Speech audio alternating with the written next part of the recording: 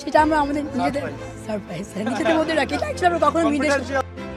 তাহলে কি বন্ধু হিসেবেই দুবাইয়ের হোটেলে 4 রাত কাটিয়েছে সাকিব নাফিসা? নাফিসা কামালের এই পোস্টের মানেটা কি তা বুঝে আসছে না কারোরই। সাকিব আল হাসান আর নাফিসা কামালের প্রেমের সম্পর্ক নিয়ে চলে আসছে নানা তর্ক বিতর্ক। ফেসবুকে ঘুরে বেড়াচ্ছে তাদের দুজনের একাকী কাটানো মুহূর্তের একাধিক ছবি এবং ভিডিও।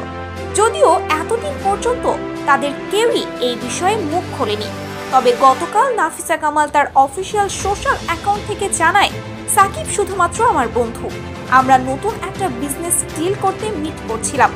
তার নিজের সংসার আছে, একই সাথে আমারও সংসার রয়েছে, আমাদের পরকীয়ার মতো বাজে কোনো সম্পর্ক নেই।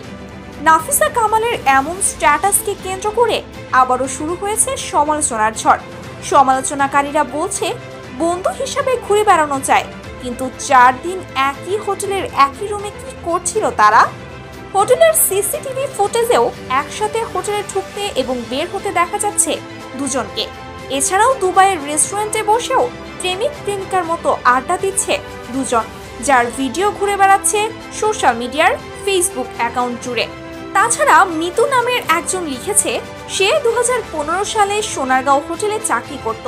সে সময় সে সাকিব আর নাফিসাকে একসাথে হোটেলে দেখেছে, যে ব্যাপারটা নাকি শিশির নিজেও জানত। সবকিছুর প্রমাণ থাকার পরেও কিভাবে নাফিসা কামাল তাদের প্রেমের সম্পর্ককে বন্ধুর সম্পর্ক বলে উড়িয়ে দেয়, প্রশ্ন তুলছে তাদের ভক্ত অনুরাগীরা।